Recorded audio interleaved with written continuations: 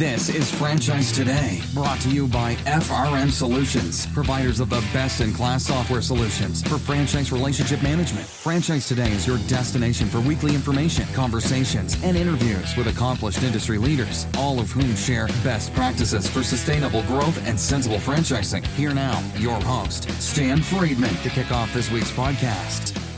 And this is Franchise Today on Wednesday, October 2nd. I'm Stan Friedman, coming to you today from beautiful Amelia Island, Florida, part of the Sea Islands chain of barrier islands on Florida's North Atlantic coast. For those who don't know Amelia, it's rich in history. Under the rule over the years of Spanish, French, British, and American rule, today Amelia is a popular destination that's known for luxury resorts, golf courses, and numerous beautiful sandy beaches, and a few days of R&R for yours truly. And before I introduce you to today's guest, Dena Tripp, co-founder of the iconic Nothing Bundt Cakes, my thanks go out again to Rob Price, CEO of the School of Rock. Rob leads an amazing, absolutely amazing group of passionate people, both corporately as well as within their network of franchisees, and of course, support teams and music directors as well. You know, nothing says it like music, and believe me when I tell you that their success at the School of Rock screams volumes about the power of their brand, the concept, their culture, and of course, Rob's leadership. Can't thank you enough for sharing so much with us last week, Rob. I look forward to keeping an ear to the ground for an upcoming event in my community so that I can attend one of the performances back home. And with that said, it's on to the front of the house, brought to you this week by Transitive, where their teams provide franchisors and franchisees with cutting-edge solutions to drive marketing that's conversational. We're going to talk more about that in just a minute, but first, it's this week's franchise birthdays, with many happy returns going out to Eric Premont, Bob Ritter, Sean Bach, Zdenko Zuzik, my son, Michael Friedman, turning 29 years old this week, Jenny Watson, Steve Rosen, Todd Fonseca, Ron Bender, my good friend and friendly competitor, Keith Gerson, and a make-good birthday that was missed last week to Harold Kestenbaum. Well, there it is. This week's franchise birthdays, and also this week in the front of the house, kudos to my friend and fellow Southeast Franchise Forum board member, Charles Watson, CEO of Tropical Smoothie Cafe. According to Restaurant Business Online, the Atlanta-based smoothie chain booked a 20% increase in 2018 system sales and recently opened its 800th restaurant. Well, how's that for sustainable growth and sensible franchising? You know, it's time we get Charles into the studio to discuss more with us about the chain's growth strategy and maybe even give us a little insight into the evolution of the smoothie. Okay, so what do you say we take a quick break, we learn a little bit more about Transitive, and then we'll be right back to introduce you to this week's guest, Dena Tripp, co-founder, chairman of the board of Nothing Bundt Cakes. We'll be right back. Franchise Today will be right back, but first, a word from our sponsors. Hey, Stan Friedman here with a word about our newest sponsor. I'm talking about Transitive, an amazing marketing platform that actually delivers what others can only imagine: accurate, dependable results that are second to none. All right, without getting too deep into the weeds, Transitive connects franchisees' customer data from all sources, providing high-octane fuel for their marketing engines. They then deploy machine learning, yes, artificial intelligence, which identifies various customer traits and habits, attributes that would otherwise likely go unnoticed, and it segments these customers into groups. This is important because, as we know, not all customers provide your franchisees with equal dollar value. But wouldn't it be great if they could easily identify who's who? Well, that's exactly what Transitive does. And what's more, it then accurately drives the appropriate offers to each of those customer groups, delivering specific personalized messages to each of the group's customers. Just like that, your franchisees are engaged in laser-focused target marketing, delivering them much more bang for the buck. You've got to see it to believe it, so what are you waiting for? Order up a demo today and tell them I sent you. Find them online at www.transitive.io. That's www.transitive.io. And now for today's guest interview. Founders Debbie Shwetz and Dena Tripp started Nothing Bundt Cakes in Las Vegas in 1997. They did it simply to please their family and friends. Needless to say, over time, thousands of other people became just as excited about their delicious cakes as they were. By using the purest ingredients, handcrafted recipes, and imaginative decorations, Nothing Bundt Cakes has grown into the warm brand that it is today, as they celebrate the very heart of true hospitality and where all are welcome and no one is a stranger. Each thoughtful detail of the experience, from the heartfelt welcome at the door to remembering the customer's favorite flavor, has been naturally embraced at Nothing Bundt Cakes. And that same culture and spirit has been very carefully brought into their relationships with franchise owners. It's a very special kind of person that gets invited to become a Nothing Bundt Cakes franchisee and member of the family, and we'll talk about that and a lot more today with Dena Tripp. Dena, welcome to Franchise Today. Stan, thank you so much for having me. It's a real pleasure. You know, your brand is one of those brands that just, you'd want it before you've even walked in the store. You hear a name like Nothing Bundt Cakes and your senses come alive. I mean, it's part of an experience, isn't it? Yes, it is. And thank you so much for mentioning that. It was by design that we want our guests to feel that they've just walked into their grandmother's kitchen, and we want to welcome them and have that experience inside our bakeries. So talk about how it all started. And you know what? Before we do that, I actually want to do what I always do and not break ranks with tradition. Each week, I ask our guests to tell us how franchising found them, because we all know that it's not an intentional business. Nobody grew up, unless your name is Dena Dwyer Owens or a Melanie Bergeron. You didn't grow up in franchising. And if you didn't, how did it find you? And when did that happen? What were you doing when that happened? And you're absolutely correct. We had no intention of becoming a franchise concept. When we started out in 1997, we really just thought that we wanted to be a household name in Las Vegas. That was our big picture goal. And over time, we opened up our first location. We had that location open for about 5 years. And in Las Vegas, there's basically what we call two sides of town. So we have the west side and the east side. And over time, over that 5-year window, we realized that our consumer on the east side, was really excited about the product. So we then opened a second location on the east side of Vegas, and we felt like, wow, we're really accomplished. And we started to become very popular and very well known in our own community. And what happened is we had several of our consumers and our guests come in, and they wanted to know if we were a franchise. And at that time, we told them that we were not a franchise. We didn't intend on being a franchise. We kind of said never would we be a franchise. But at the same time, you never want to say never. So during those conversations, we asked that guest if they could just leave their name and phone number with us, and we'd kind of put it in a bowl and we'd keep it with the possibility that maybe someday we would become a franchise. And then fast forward, we opened a third location in Phoenix. We started experiencing, a location outside of our own community, and we felt the difficulties of growing that, out of our own city. And during that time, we really realized that maybe we should contemplate franchising. We should at least give it a chance. We should at least talk about it and maybe investigate it. And that's exactly what we did. So we attended one of the franchise expos. We started becoming acquainted with some of the consultants that could maybe help us understand franchising. And really, that's how we got involved in the business. It was because our guests were asking us if we were a franchise. We acquired information, and we really thought it through, and we decided that that's how we wanted to continue growing our brand. And once we did that, we reached back into that bowl of names, and we called those people back. And sometimes it was 2-3 years later. From that bowl, we have owners in our system today.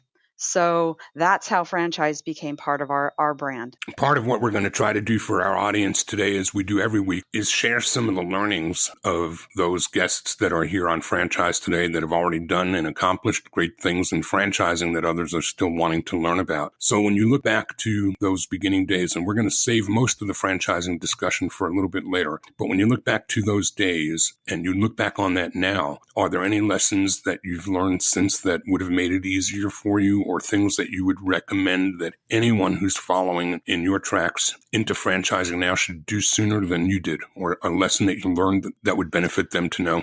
Yes, absolutely. So some of the decisions that we made, we were a very, very conservative. We were very conservative. So when we were investigating moving forward with franchising, we really wanted to take the proper steps to make sure that we set a very solid foundation from the very beginning. So I think that's a very, very important part of contemplating the process. So make sure that you're setting yourself up with the right consultants and that you're really doing your due diligence in the beginning, because that will prevent you from, making some of those mistakes that you might make. So some of the things we did was, and I noticed Harold Kestenbaum had a birthday that you announced, but we spoke with attorneys, we spoke with consultants, we spoke with our accountants. We did all of those things before we even considered franchising. But one of the most important things we did, and we didn't really know, what was right and what was wrong, but we did attend those expos and we became acquainted with good people. We met some franchise consultants. We did our due diligence because we didn't know anything about franchising. We didn't even know what the proper steps were. We didn't know the legal aspects of it. And so we interviewed several franchise consultants and we landed on one that was absolutely wonderful. And so what they helped us do was understand, number one, whether our brand was even franchisable. And we thought it was just not even in question. But when they said, well, we need to evaluate whether, you can really take this brand to the next level, then that we stepped back and we said, okay, that makes sense. It makes sense that someone on the outside is going to help us decide whether, we will be successful in franchising. So I thought that was a really super important piece of the puzzle. Luckily, they said that, they felt that we would be able to do this, go through this process. So then from there, they introduced us to the proper steps. And whether it was the franchise agreement or our training programs, offering the support that we would need to have and the infrastructure we would need to have from the very, very beginning. What was very interesting at that time was our brand wasn't quite ready to be really a national brand.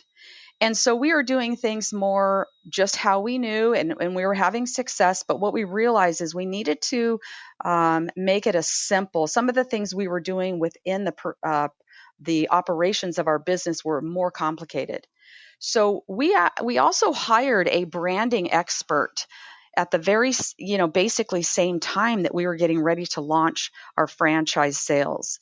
And so hiring that branding expert, it gave us the opportunity to learn that we needed to have things that were simple, that were trainable, and that we could teach and make the operations, very easy going forward. Baking is a science, and so that makes it a little bit difficult from a training perspective. We're going to come back and really dive more deeply into the franchise aspects, but I think that foundation is good that you laid down that track for us, because I think the lesson here to the audience is the business of operating, even multi-locations, is still you operating. The business of franchising is not you operating, it's you scaling.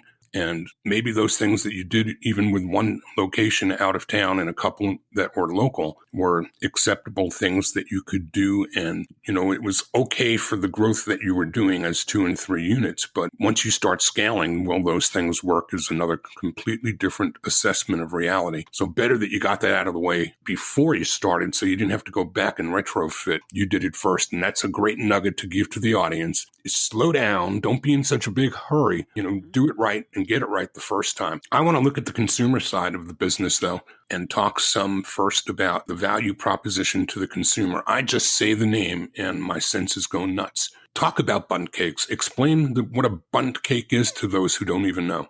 Okay. And, it's interesting because when we were deciding to start a business together, one thing that was very important to us is we wanted to make sure that we were doing something different. And so the bakeries in our community, they were making a round cake, or they were making a sheet cake. cake, but we really wanted to be different. And that's really how we decided that bundt cakes were going to be our cake of choice. And everything that we've done throughout the really creation of the brand, the first thing we ask ourselves is how can we be unique and how can we be different? And so that's why we chose the bundt cake. The bundt cake happens to be a round cake with a hole in the middle. The other thing that's interesting about a bundt cake is traditionally they're known as being a little bit dense and a little bit dry. So Debbie and I said to ourselves, we don't want to be that. We want our cakes to be light and fluffy and moist.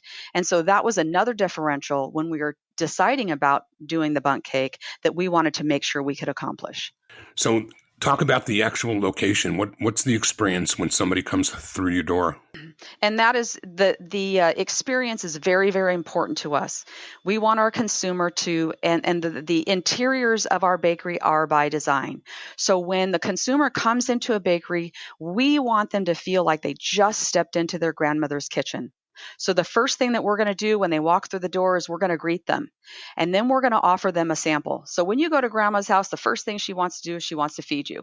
So that's kind of how, we want that experience to take place within the bakery. We want it to be a warm and welcoming experience for the guest. And then after they step in and they have a sample, then the next thing we do is we ask them what they're celebrating, because we really want to be able to help them with whatever they came in to see us for. And so if they tell us what they're celebrating, then we can kind of have the conversation with them as far as how many people they're serving. And then that will take us into whether they're having a party or maybe they just came in for a quick treat. So, but through that process, we really want to engage with the guests and we want them to feel very comfortable and very at home. You and Debbie, your partner, had very different skill sets and disciplines on growing the franchise business, which complemented each other as partners, which is an important thing. When you have a partner, you want not redundancy so much as you want somebody over your shoulder with some things that they do that you don't care to or wish that somebody else could do for you. But you were both bakers, weren't you? Well, interestingly enough, we really weren't bakers. We were friends, and ironically, I always tell the story that it was better that we were naive than if we came in being culinary experts, because what that did is that just gave us the opportunity to know what we wanted. We were consumers ourselves, and so we knew what our expectation was. And so without knowing all the science behind baking, it actually was a benefit to us, which is somewhat surprising in my own mind. And so it was a lot of trial and error. Luckily, we were able to really create an amazing product, and we've been very, very adamant about keeping that the quality is one of our number one focuses in the brand. We do use more expensive ingredients, and that's because you get what you pay for. And when you do use those high quality ingredients, you're going to be able to produce a high quality product. So you assault senses when a customer comes through the door. And, my old days at Blimpie, I remember that baking bread in our store was our number one secret weapon because people could smell that bread baking. And it just, as is the case when I walk into a Nothing Bundt Cakes, your senses lead with your sense of smell, not even what you're going to taste, but your mouth starts watering when you smell the fresh bakery smell, right? So you're absolutely correct. One of the things that we were really adamant about is that we wanted to make sure that all of our products were baked on site in each individual location. And that's how we set up our brand and our concept. So we aren't about having an off-site commissary to bake the product and bring into our locations, because we want that sense, like you just explained. We want you to walk in, we want you to smell the chocolate chip baking or whatever flavor we have going on. And it's very important that those senses are triggered when you walk into one of our locations. What about the flavor profiling and all the different combinations of tastes and treats? Whose hands were all over that? So in the beginning, really, it was Debbie and I. We knew what we liked. And we thought that we were kind of experts at that. In fact, we were lucky that we were able to really create great recipes and great flavors. We did do research, and it's interesting. We baked up a bunch of flavors, and they call it a focus group today, but really we were just getting our friends and family around the table, and we did the same thing. We put 10 cakes on the table, and we made them evaluate each cake in those early days, and that really helped us be able to determine, for example, maybe a macaroon cake, would that really be something that would be widely popular for the consumer? And sometimes, with coconut and such, that might not be the case. So we really were able to just create some very, very nostalgic and traditional flavors, and those have really done well for us. Now today we have myself, and we have Jessica Spencer, who helps her and I work together to create new flavors. But how we work on that is we do now do consumer research. So there's two things that are important to us: is we want to hear back from our guests, and we want to hear back from the consumer. We want to make flavors that are trending. At the same time, we still stay with the traditional ones. We're not going to go out and make a zucchini basil flavor. We are going to stick to what we know from a nostalgic perspective. And what percentage would you say of your guests and your customers are coming to you specifically for an occasion, or is there a habit form, of just making your dessert treats something just like ice cream? I mean, you don't just eat ice cream on your birthday, right? You eat it all year long. Yes, absolutely. And I think we have a combination of both.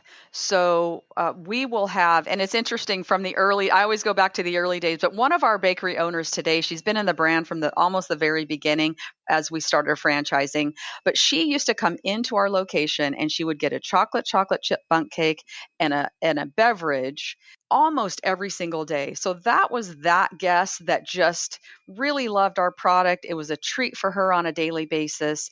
And that still happens today. I think our consumers come to us for a variety of reasons, but we are really a gifting concept. I like to talk about that a little bit, because the way we decorate our cakes, we put a bow on the top of our cake, and that was also by design. And that's because our brand it's not a cafe to come in and have a cup of coffee and eat a cake. It's really to think about how you can use our product as a gift.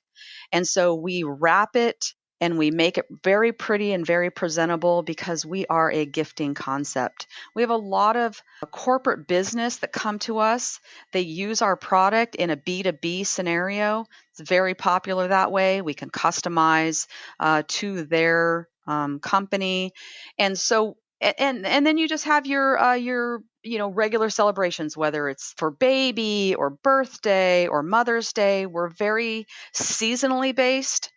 A lot of our consumers will think about us because of the gifting aspect of it during all of the holidays. And then we are also something that you want to put on your table at Thanksgiving. So we really have a very wide array of uses that our guests come to us for. Do you do marketing for catering and for business to business? We do, and I wouldn't say that wedding business is the biggest. It's not the biggest part of our segment, but it is an opportunity, and we do a lot of brides today want to do something very non-traditional, and so that's where we come in. We do in some of our markets, wedding is very popular, and others, maybe not so much, but that's a segment as well. All right. So we have a pretty good foundation and understanding of what the experience is. It's all about taking care of the senses, and it's all about making what is a franchise business feel like a local one at each and every location. I want to talk a little bit, or I want you to share a little bit about those early days. You reached out to Phoenix with your first out of the market store. How long did that last before franchising began? And did you open any others before you began franchising? That's a very great question. Phoenix was an incredible learning experience for us, because what we didn't know what we didn't know. And so we just thought, well, we're going to go into another market, we're going to open up a bakery, and we're going to hire a manager, and then we're going to go home. And that didn't work out so well for us, because, we weren't doing the proper marketing in that particular area. We hired a manager, but, we weren't having the right, I guess, experience and leadership with that person. And we soon realized that, we needed to step back and reevaluate. That manager didn't work out for us very well. We learned that from the very beginning.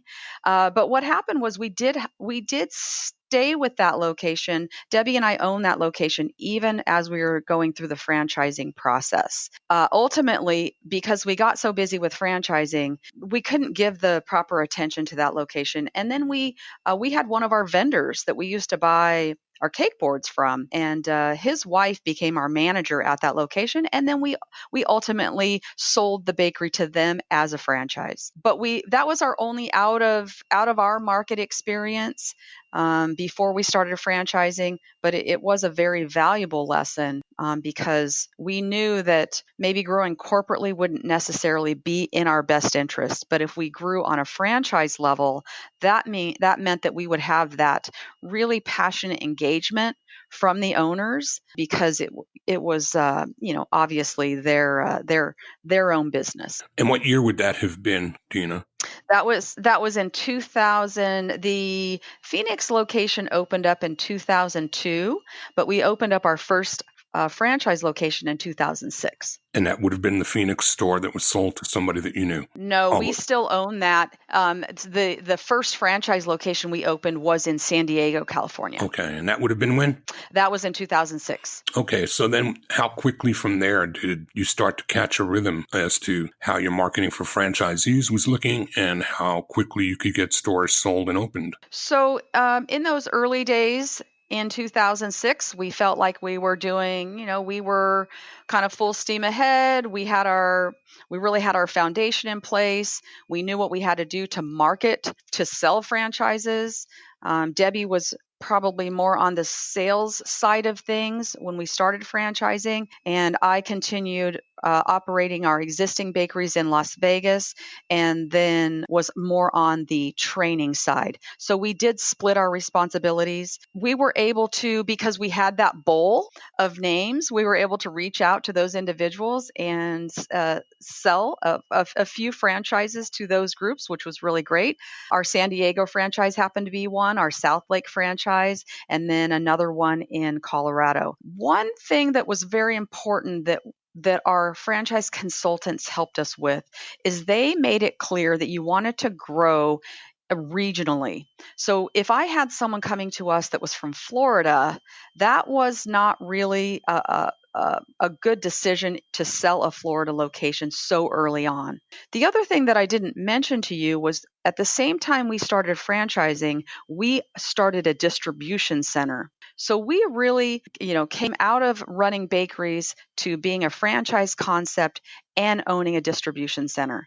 And that's a really important piece of the puzzle, because we knew that we needed proprietary products that we could sell to our bakeries. Anyone that's contemplating maybe doing that, you want to make sure that you're really thinking it through. But we did focus on growth regionally, and a lot of our first timer bakeries either came from California, Arizona, because we had a presence there, and then we started to get a lot of legs in Texas because we opened that South Lake, Texas location. So that was really how our growth started from the very beginning. And it's so incredibly amazing, but even today, we grow organically. So we do not hire brokers. We all of our business comes to us because they either know of our product or they've experienced going inside one of our bakeries. We're going to talk a great deal more about the franchising side of your business when we come back from a break. And I also want to talk more about the importance of having a partner that is somebody who complements as opposed to duplicates what it is that you do. I think I shared with you in the green room before we went live with the interview in one of our earlier conversations that I knew Debbie for for years, I never knew who you were. Debbie was always Mhm. at IFA and was always the visible face of the brand to the IFA community. You were, as you said, back home operating stores and taking care of business. So we're going to talk a little bit about how our audience should pay some attention to those kinds of things that are really important, because when you're franchising, you're not just operating, you're in 2 full-time businesses now, operating your multi-unit chain and then growing it, 2 full-time jobs. We'll talk about all that and more when we come back.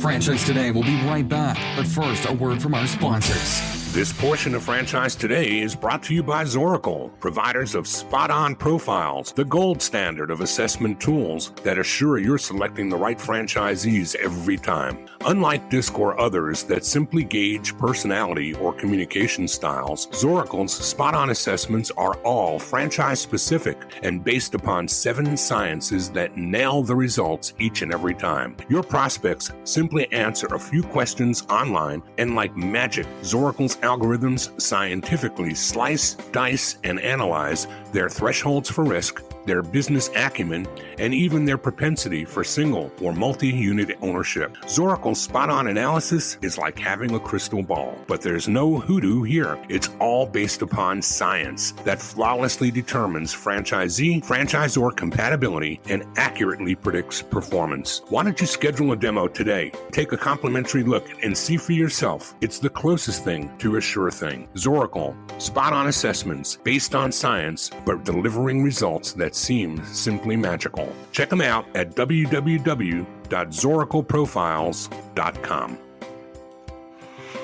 And we're back, and we're talking with Dena Tripp, co-founder and chairman of the board of Nothing Bundt Cakes, 300 plus locations at this point. Am I accurate about that, Dena? You're absolutely accurate. We are on pace to, by the end of this year, be at about 335. And now these are located in how many states? 38 states. So we've come a long way from the small concentric circles that you were very smartly advised. And, it's not all brands that need to have concentricity, I guess. But when you're dealing with distribution and you're dealing with the kind of service and hand-holding that your brand calls for, I think whoever it was that gave you that advice gave you some really prudent and good advice. I couldn't agree more that it was very, very important, because it is sometimes you might think that you have someone that's interested and you don't want to let them go.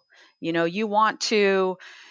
are very, very picky. We have a large pool of interested people that are interested in our brand today. And so we can be very picky, but in the early days, you're not really in that position.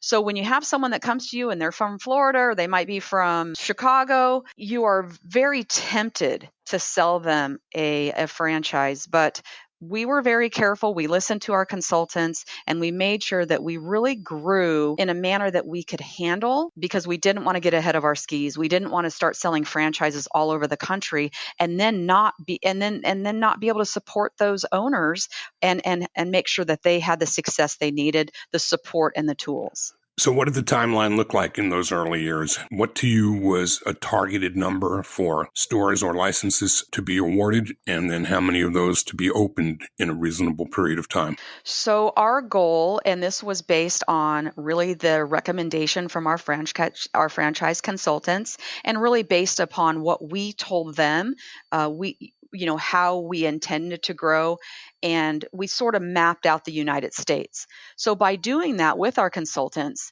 we really believed, based on the demographics that we thought were ideal for our brand, we had landed at about 250 locations in the United States. And that's what we felt that we could do. We thought we could do it probably in a timeline of about maybe 10 years. Something like that. And in reality, though, how many did you get in the first 12 months? In the first 12 months, from what I can recall, we were at about 12. And what surprises did you encounter that led you to maybe do some reforecasting as to how big those numbers should be? It almost kind of seems to me, when a franchisor gets going, that they get a little bit like a kid at a buffet. Their eyes open wide and they think they can consume a lot more than they really can. What kind of wake-up calls did you have in that first year? So the wake-up calls we had were that we started our franchise growth in about 2006. And then in around 2007 to 2008, the ball dropped.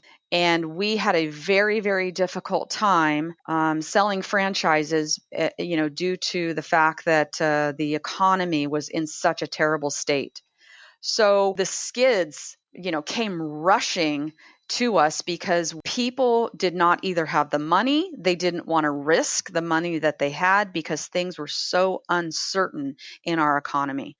So at that point, we had planned for growth. We'd planned for quick growth. We'd gone out and we'd rented some space so we could have some offices where we would be able to interview potential candidates and we could train and so on and so forth. And that all came crashing down on us in that 2008, 2009 timeline. So we were very careful. We wanted to not we were already somewhat a little bit extended, but we circled back. We had a strong conversation and we knew that we had to take a step back. We had to go back into our bakeries. Debbie and I split back up. She went into one location, I went into the other. And we really just it was kind of a waiting game because we didn't have anyone that had the opportunity. They couldn't take a second mortgage out to get the money. So there are a lot of things that really happened that were somewhat out of our control. But we were still able to, still periodically sell franchises during that window of time. Luckily, our bakeries were still doing very well, even in a difficult time of the recession. And so that was the thing that really held us to stay steady, don't give up, and just work the program as best as we could. And then once things started getting a little bit better, the economy started recovering slightly, that's when we were like full steam ahead. How fortunate for you that you were able to maintain unit level economics through that economy. That was going to be my next question. I would think that a brand like yours might have been viewed as, a nice to have, but if money is tight, we'll do something a little less elaborate. We felt the exact same way. I mean, we were very nervous. We didn't know what to expect. But then what happened was we realized that if money was tight for the consumer, but everybody's going to celebrate a birthday, right? And everybody's going to still have Thanksgiving and they're going to still give gifts to the best of their ability. And so when they were going to choose to spend their money, they were going to choose to spend it on something that was of high quality. Or if they wanted to indulge, they wanted to indulge on something that was, of highest quality. And I really believe that's we were able to sustain. Our numbers were not growing as aggressively as they were, but we were really still be able to sustain what was going on in our units. And that is the thing that really kept us going. I want to make certain we leave time to talk about acquisition and private equity and the next stage of growth. But before we go there, just talk a little bit about how you offer franchises. And are these all single unit? Are you doing multi-level or multi-unit deals or area development deals? A little bit about the concepts offerings. It's really important to us that we have owner operators in our bakeries. We feel like the engaged operator, the person that's going to be super passionate about their business, and they want to have that welcoming culture into their bakeries. That's very important when we are interviewing and awarding franchises. So we are not the concept that says, come in, we're going to give you 5 right out of the gate, and here you go. Here's your area development agreement. We don't do that. We basically sell single units. We want those owners to really get a feel for the brand before they overextend themselves. We are a brand that looks easy to execute, but it's not easy. It's not simple. It's a very production style operation. So we want our owners to come in. We want them to get their feet wet. We want them to really demonstrate that they love what they're doing. They're passionate about it. They can come back to us later and ask us to grow. But we do not grow as a multi-unit business. We do have some owners that have 3, 4 units, but really outside of that, it's a process, and we want them to feel good about it, and we want to feel good about it. So really particular about that engagement at the bakery level. You've got a great brand. Consumers love it. Franchisees are happy. Even a recession can't take you down. These are all great metrics, and, great to hear this. At some point, though, it would seem that Debbie and you started growing to a point where perhaps professional management was something you started thinking about, or partners to help further capitalize growth. Talk a little bit about what triggered that and when that was. Where were you when that came about? So we did bring in a third partner into our brand coming around 2009. We talked about the recession. We talked about being careful not to get ahead of your skis a little bit. And we also talked about the fact that we were learning the franchise business. So we were really good at running and operating bakeries. We were still learning how to become a successful franchise business. And we were also learning how to run a distribution center. So we had all three of those categories that we were working and learning. And because of the recession, what happened was, we felt like, maybe we needed some more expertise on the franchising side. So we became acquainted with a gentleman. His name is Craig Moore, and his wife wanted to have a bakery in Texas. So we granted that bakery. It was in Dallas. And he was just at the point where he was getting ready to leave the concept that he was currently in. So he was available. He was helping his wife understand franchising. And so that's how we became acquainted with Craig. Craig joined our organization in about 2009. He came in as really being able to help us understand, how to grow on probably a little bit more aggressive than we were really doing it. And what did that lead to in terms of shift in strategy? So what that led to was just a little bit stronger focus, maybe also, setting up our infrastructure, making sure that we had the proper people in the proper places, really getting us to understand who we needed and how we needed to utilize them. And then, the support with the bakeries as we were continuing to open them. So I think Craig came into the brand with, he was very clear on what his expectation was. So he said he wanted to participate in the concept for about 5 years. He hoped to help us get to 100 units at that time. And then he was, wanting to move on. So he was, before he came into Nothing Bundt Cakes, he was really thinking he wanted to retire. This opportunity came to him. He said, okay, I'm going to give you guys 5 years, and then, I'm going to be on my way. And really, it was true to form. He came in, did 5 years, got to about 100 locations, and then that's when he was ready to exit. Then what came next? How did the private equity piece come into your life? So what came next was Craig and Debbie both wanted to. Debbie wanted to retire, and Craig, stuck to his original plan. And so based on that, they wanted to sell their interest in Nothing Bundt Cakes. I wasn't ready to do that. I wasn't ready to retire, and it just wasn't my time.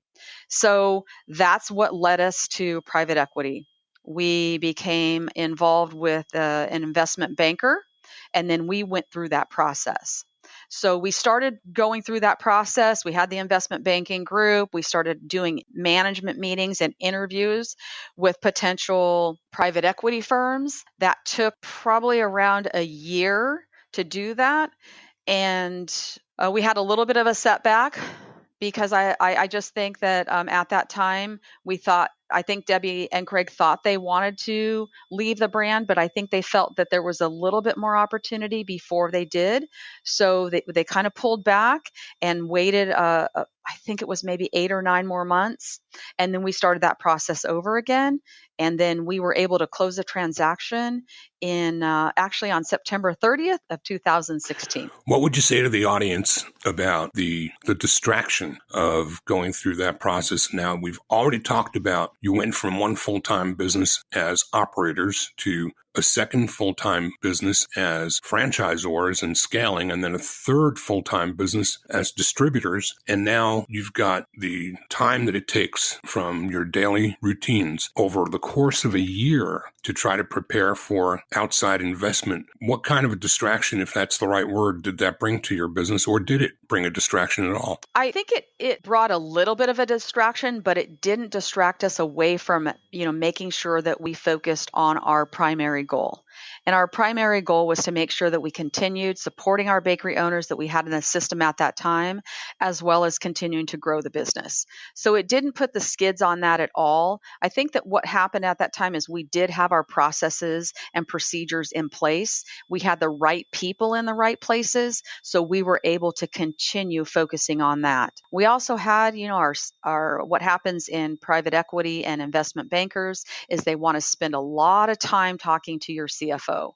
And so because that was primarily the individual that spent the most time as we were going through this process, because they needed to provide, all the financial details of that. So really for us, the main thing was finding the right partner, making sure as we were going through those management meetings and talking to private equity, that the private equity group was really like-minded. That was a goal for me. I wanted to make sure if I knew I was staying in the brand, and I wanted to make sure that the partner that we brought in was very like-minded. Their growth strategy was very similar to what we were doing and what we were successful at doing. And so that was really the only distraction for the partners, because we had the right team that was communicating with the investment bankers and the private equity groups. At what point did you decide to bring somebody like Kyle Smith in to take the reins as president and now CEO? Am I correct? Yes, he is CEO. He came into the brand. He was someone that knew Craig from his previous brand, and he knew franchising as well. Kyle was part of their operations team in the brand they came from, and so he came into Nothing Bundt Cakes with really trying to focus on the operations of the bakery. So that was a real benefit to us because he had that experience. And when Craig and Debbie left the brand, Kyle and I, were really able to focus on making sure that we really stayed on track to, that our owners and our growth was not disrupted. And so he's CEO of Nothing Bundt Cakes. He does a great job. He and we really work hand in hand. I'm still very, very active in the concept. As a matter of fact, before this call, I was on a conference call with our team. But I love Nothing Bundt Cakes. I really love working with the concept. And it's really important that as we continue to move forward, that we have the ability to create a legacy, and that we are helping and training our team and our staff to understand the history of Nothing Bundt Cakes, to really know that our culture is very important, and to know that we want a long, long future. And Kyle's there, and Susan is there, and we just have a really great team that understands that. So we're very excited about our future. If you read the tea leaves for me and look ahead, 3 to 5 years out, what do you see coming on the horizon from the business itself and the world of franchising as you live in it? So I think as far as what we can do in the United States, we've already mapped out where we think we can grow, what demographics and communities we think we can grow in. So we've got the United States pretty much mapped out with our footprint as we see it today. So we're tracking and hope to be at about 500, possibly 550 of the existing footprint. We have the opportunity to do what we call non-traditional. We might have the opportunity to do possibly some kiosk environments, and then we will look to an international as well. We do have one unit in Canada, and so we did dip our toe in the water there to see how well we could do and whether it was a product that could be received in another country. So that bakeries, it's been a learning experience. We do have, as far as freight is concerned, those are from a distribution standpoint, those are all things that we're thinking about. But at this point, our growth is hoping to be between 500 and 600 in the United States. And we think we're at 335 now. We're growing at about 45 to 50 on an annual basis. So we'll probably get there in a few more years. Private equity, has it changed anything in your corporate culture? Is it something you recommend to others? And if so, when so? Yes, I would. We have had a great experience with our private equity group.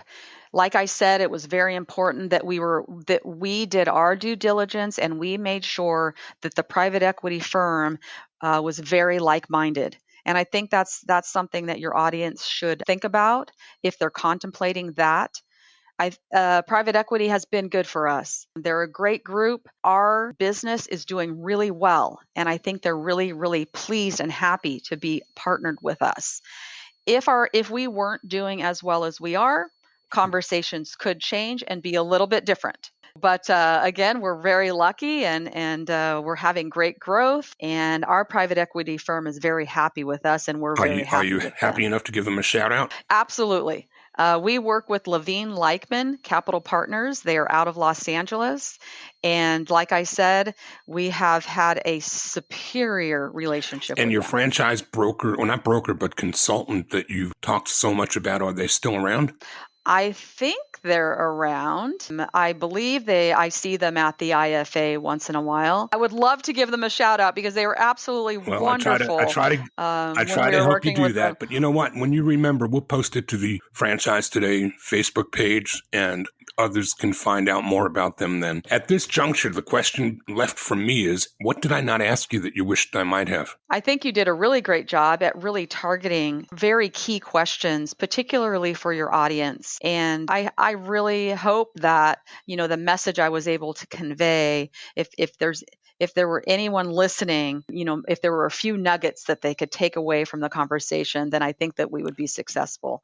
But I guess the biggest thing I would say is just be conservative. Don't be in a rush. Be very thoughtful about, we like to say, we are not a cake business. We are a people business, and it's people first. So you have to make sure that you select the right people and be very diligent about doing that, because you're going to live with them for a really long time, and you want to make sure that you have contact the right people. Information for those who want to find you. www.nothingbundtcakes.com.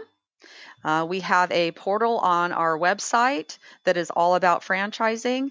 And so if you have any listeners that want to check us out, that's where you can find us. This has been a great conversation. Can't believe the hour flew by as quickly as it did, but that's usually what happens when we're talking to somebody who's so rich in experience, as are you. Dena, can't thank you enough for taking the time to be with us today. Stan, thank you so much. I really, really appreciate the opportunity. In the weeks ahead, we'll be speaking with Michael Andriacci, founder and CEO of Junk King. Lots going on there with a recent private equity infusion there too, and professional management joining their team to catapult that 14-year-old industry leader to their next level. Also coming ahead in weeks ahead, Peter Capides, franchise recruiter, not recruitment in terms of franchisees, but Peter's the guy who places many franchise professionals into their positions working for franchisor companies. And we'll be talking with Peter in the weeks ahead as well. Until then, please remember that you can download us and subscribe to us from Blog Talk Radio. Download us from iTunes, TuneIn, Stitcher, virtually any place that podcasts are found. Remember, too, you can ask Alexa to play the latest episode of Franchise Today, and she'll be happy to accommodate. Like us on Facebook, and please let me hear from you with recommendations for guest interviews, as well as any thoughts or comments you'd like to share about the podcast. You can find all my contact info on my LinkedIn profile, and I'll be happy to hear from you, whether it's good, bad, or ugly. Until next week, I'm Stan Friedman. I'm wishing you the best, the very best of all things franchising, and Franchise Today is out. Franchise Today is a production of FRM Solutions, providing best-in-class CRM tools to empower relationships with prospective and existing franchisees. No excuses, just solutions. Find them online at frmsolutions.com. Join Stan every Wednesday at noon Eastern for another live episode of Franchise Today. Or, as always, download episodes on demand at blogtalkradio.com or iTunes.